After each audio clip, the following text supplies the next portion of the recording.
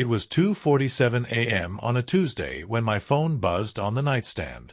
Half asleep, I reached over, expecting some useless spam notification or maybe a work email. Instead, what I saw lit my entire world on fire in a single second. The message was from my wife, Linda. And it wasn't just a simple check-in. It was a photograph, her standing outside some tacky neon-lit Vegas chapel, grinning ear to ear, holding a marriage certificate next to William, her coworker. The text read, "Just married William. Been sleeping with him for 8 months. You're pathetic, by the way. Your limp energy made this so easy. Enjoy your sad little life." I stared at the screen, frozen. Not because I didn't understand it. No, I understood perfectly. My wife of 6 years had just torched our entire marriage with a single midnight text. The betrayal wasn't just physical. It was public, casual, dripping with arrogance. She didn't care how I felt. She wanted to hurt me. She wanted me broken. And yet, I didn't feel broken. I didn't scream. I didn't cry. I didn't even throw my phone across the room like some dramatic movie scene. Instead, I felt something sharper, colder, a clarity that sliced through the fog of heartbreak like a razor. I typed back one word. Cool. That was it. No begging, no rage, no essay-length paragraphs. Just cool. See, Linda had always underestimated me. She thought I was soft, predictable, someone she could walk all over, humiliate, and discard while she strutted into her shiny new life with William. But what she didn't realize, what she couldn't even imagine, was that I wasn't about to play the role of the heartbroken husband. No. I was about to play the role of the executioner. I put my phone down and sat up in bed, the glow of the screen still burning in my mind. My heart wasn't racing anymore.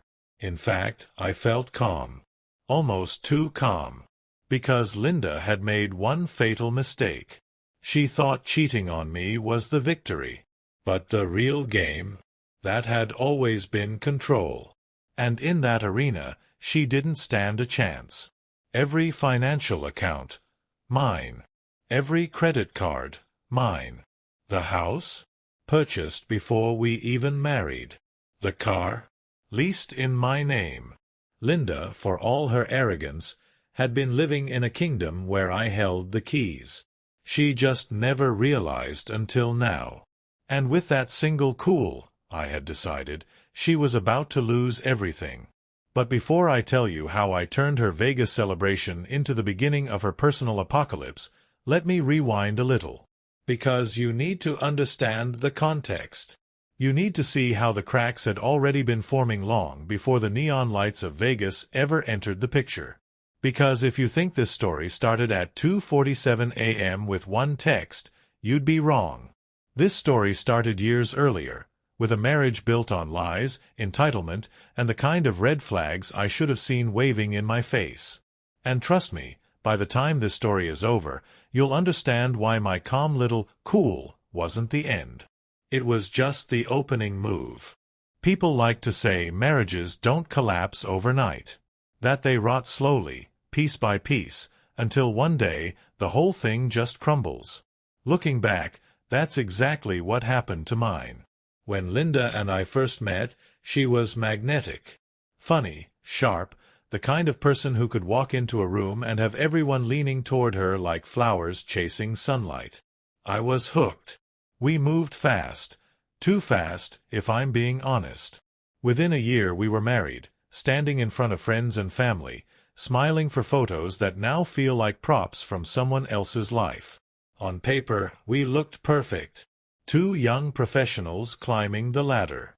A cozy starter home. Dinner dates, vacations, Instagram captions about building a future together. But behind the photos? The cracks were already forming. Linda liked attention. Not just mine, anyone's. Compliments from strangers, lingering looks from coworkers, random DMs from guys she swore she barely knew. She thrived on it. At first, I brushed it off. Told myself it was harmless. Everyone likes to feel admired, right? But admiration was oxygen to Linda. She couldn't breathe without it. Then came the spending. Linda had champagne taste and a soda budget. Clothes, bags, dinners that somehow always ended up on my credit card. She called it treating herself. I called it debt. Still, I told myself it was normal. Marriage is about compromise, right? But the real red flags? They came in whispers. Stories she told about her exes. How one guy went crazy after she cheated. How another couldn't handle her independence. She laughed as if it were all a big joke. I should have heard the alarm bells then. Instead, I told myself I'd be different. That I'd be the guy she wouldn't walk all over. Spoiler alert, I was wrong. The longer we were married, the more entitled Linda became. Little digs at me in front of friends. Criticizing my job because it wasn't impressive enough. Acting like she was doing me a favor just by staying. And I let it slide. Over and over. Because that's what you do when you think marriage means swallowing your pride for the greater good. But entitlement has a way of snowballing. The late nights at the office. The unexplained conferences. The texts she'd hide when I walked into the room. I wasn't blind. I saw it all. I just wasn't ready to admit what it meant. Until Vegas. That 2:47 a.m. text wasn't a sudden betrayal. It was the final domino falling after years of arrogance, manipulation, and quiet disrespect. Her grinning selfie with William wasn't about love. It was about victory. About proving to herself that she could destroy me and come out on top. And honestly, maybe I should thank her. Because in that one reckless moment, she gave me clarity I'd been denying myself for years. Linda wanted chaos. She wanted drama. She wanted to play games. But I don't play games. I end them. Which is why, after that single-word reply, cool, I didn't spiral. I didn't drown in heartbreak. Instead, I started plotting. Because if Linda thought she'd humiliated me in Vegas, she had no idea what was waiting for her back home. And the best part? She wouldn't even see it coming. Because when a storm is quiet, that's when it's most dangerous. People think revenge has to be loud. Screaming matches, broken dishes, dramatic exits. But the truth? The quiet kind is worse. Because you don't see it coming until it's already done. When Linda texted me that night, I didn't rage. I didn't throw my phone across the room. I didn't call her begging for an explanation. I just sat there in the dark, staring at her smug little selfie outside some tacky Vegas chapel. Her and William, beaming like they'd just outsmarted the world. And me? I typed one word. Cool. That single word wasn't for her. It was for me. My line in the sand. The moment I decided I was done playing the fool. By 3 a.m., my laptop was open and I was already getting to work. See, Linda was reckless in more ways than one. She loved playing pretend, acting independent, acting like she held the power. But the truth? Everything she had came from me. The house? In my name. The cars? Mine. The credit cards? She was just an authorized user. Even the Netflix account she bragged about binging shows on, yep, my card on file. So, one by one, I started pulling strings. First, the credit cards. Cancelled. I pictured her swiping one in Vegas for a celebratory bottle of champagne, declined in big, bold letters across the screen. William fumbling for his own card, realizing this dream wife came with no wallet of her own. Second, the passwords. Bank accounts, streaming services, cloud storage, even the shared grocery delivery app. Changed. Every single one. By the time Linda sobered up the next morning, her digital lifeline would be gone. Third, the locks. I called a 24-hour locksmith. Guy showed up half asleep, but money talks. By 5 a.m., every lock on the house was replaced. The garage code? Reset. The alarm system? Updated. Standing in my driveway at dawn, watching that locksmith pack up, I felt something I hadn't felt in years. Control. Not anger. Not sadness. Just cold, precise control. And the best part? Linda didn't even know yet. She thought she'd won. That she'd humiliated me, embarrassed me, left me scrambling. Meanwhile, she was still in Vegas celebrating, completely oblivious that when she came home, her entire world would be gone. By sunrise, I crawled back into bed, set my phone on the nightstand, and actually slept like a baby. Because nothing soothes the soul like knowing the storm is about to break, and you're the one who controls where the lightning hits. Of course, I didn't have to wait long for the fallout. The pounding on my front door a few hours later? That was just the beginning. Linda thought she was walking back into the same life she'd left. But what she didn't realize was that while she was busy playing house in Vegas, I had already burned down the foundation of the real one. And I wasn't done yet. Because the best revenge isn't about rage. It's about precision. And mine had only just begun. The day of truth finally arrived. I could no longer hold back the storm brewing inside me. Every lie, every betrayal, and every false smile had piled up like dry wood waiting for a spark. And now, that spark was me. I decided to confront them, not with trembling hands or a broken voice, but with the calm, sharp edge of someone who had been wronged for far too long. I rehearsed my words in silence, making sure each one would cut deeper than their excuses ever could. When I finally stood before them, the room felt heavier. They looked at me with nervous glances, as if they already knew the mask had slipped and the truth was about to crush them. I didn't scream, I didn't cry. Instead, I spoke with a steady tone that left no room for escape. You thought I wouldn't find out. You thought your lies could hide forever. But every secret has a way of crawling back into the light, and yours just did. The silence that followed was deafening. They shifted uncomfortably, searching for words, but nothing came out. For the first time, they weren't in control. For the first time, they realized the game was over. This wasn't just a confrontation. This was the beginning of their downfall, and the first moment where I finally felt the power shift in my hands. After the confrontation, the air was thick with tension.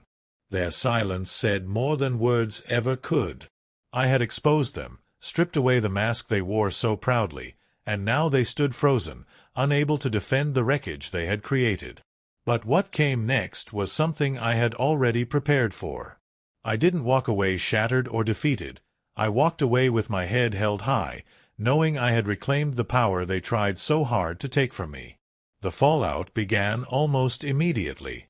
Whispers spread, reputations crumbled, and the same people who once believed their lies started to see the truth. The betrayal they thought they had buried was now out in the open, and there was no hiding from it. I didn't need revenge in the form of anger or chaos. The greatest revenge was watching them drown in the very lies they had built. Their own actions became their punishment. Their guilt, their shame, it was a cage only they could live in. For me, the fallout wasn't destruction. It was freedom. Freedom from the weight of their deception, freedom from the pain they caused, and freedom to finally move forward without looking back. This chapter wasn't about them anymore. It was about me, reclaiming my life, piece by piece, stronger than before. The fallout was brutal, but in that wreckage came something I hadn't felt in a long time: clarity. 4 months, maybe even years, I had lived under the shadow of lies, manipulation, and betrayal. But once the truth came crashing down, it was like stepping out of a storm into clear daylight. This was my turning point. I realized that their betrayal didn't define me, it freed me. Every whisper behind my back, every smug glance they shared, every fake smile they threw my way, It had all been designed to keep me small, to keep me doubting myself. But now, that power was gone. They no longer had control. The more I thought about it, the more I understood something powerful. I had survived the worst of it. The text, the humiliation, the lies, it didn't break me. In fact, it sharpened me. My silence, my composure, my refusal to let them drag me into the mud, that was my strength. While they scrambled, desperate to repair the image they destroyed themselves, I began building something new. A life that wasn't tied to their chaos. A future that didn't include their poison. And maybe that's what hurt them the most, seeing me rise when all they wanted was for me to fall. This wasn't the end of the story. It was the beginning of something better. And the best part? I hadn't even started showing them just how far I was willing to go. The day of the hearing arrived, and if I thought I'd seen every shade of Linda's madness, I was wrong. She walked into that courtroom wearing a white dress, as if this were her second wedding ceremony instead of a divorce. Her new husband, William, trailed behind her with a face that looked like he hadn't slept in days. Her lawyer, a smug little man who probably thought he was about to win the case of the century, strutted in like he had the upper hand. But confidence only lasts until reality hits. When it was my turn, I calmly placed my phone on the judge's desk and slid it across. "Your Honor, these are the texts she sent me. At 2:47 a.m., from Vegas. She told me she'd just married her coworker." The judge adjusted his glasses, scrolled through the messages, and then slowly looked up at Linda. The silence in that room was crushing, until the judge actually chuckled. "Ma'am," he said, "I hope you understand what these texts mean for your claims." Her lawyer stammered, trying to argue that I had somehow coerced her into writing those words. But the more he spoke, the more ridiculous it sounded. The judge finally cut him off with a wave of his hand. "Counselor, your client publicly admitted to bigamy, adultery, and fraud. Please explain how that makes her the victim." The gallery behind us burst into quiet laughter. William sank into his chair, looking like he wanted the floor to swallow him whole. Linda, on the other hand, was fuming, gripping the table so hard her knuckles turned white. Every lie she tried to spin unraveled instantly. Every accusation she threw my way collapsed under the weight of her own evidence. The judge laid it out plain. I kept the house, most of the assets, and full control over what she had once called our life. For once, Linda had no comeback, no smirk, no clever insult, just silence. As I walked out of that courtroom, I didn't feel rage. I didn't feel pity. I felt something far more satisfying, justice. And I knew in that moment her downfall had only just begun. The divorce was over, the judgment was clear, and I walked away with everything that mattered. But Linda, she couldn't let it go. Every few weeks, I'd get a new text from an unknown number. Sometimes it was just insults. Other times, desperate pleas. "You'll regret this," she'd write. Or, "I made a mistake, we can fix it." I never replied. Silence was louder than anything I could have said. On social media, she tried painting herself as the victim, but screenshots have a funny way of killing sympathy. People stopped believing her. Friends drifted away. Even family members quietly unfriended her when the truth became impossible to ignore. Meanwhile, my life started to rebuild. I wasn't angry anymore. I wasn't bitter. I was free. The house felt lighter, quieter, peaceful. And every time I remembered her dramatic entrances, her smirks, her chaos, I realized I didn't miss it at all. William didn't stick around for long. Word spread that their Vegas wedding was a nightmare from day one. He left, embarrassed and broke. Linda was left alone, scrambling to save face while the world moved on without her. And me? I started to thrive. New routines, new peace, new beginnings, and above all, freedom. I never blocked her number. Not because I wanted her back, but because every time she sent one of those desperate, bitter little texts, it reminded me of one simple truth. I was living rent-free in her head. So the next time she sent me another long rant about how pathetic I was, I didn't waste time. I just looked at my phone, smirked, and typed the only word she truly deserved. Cool.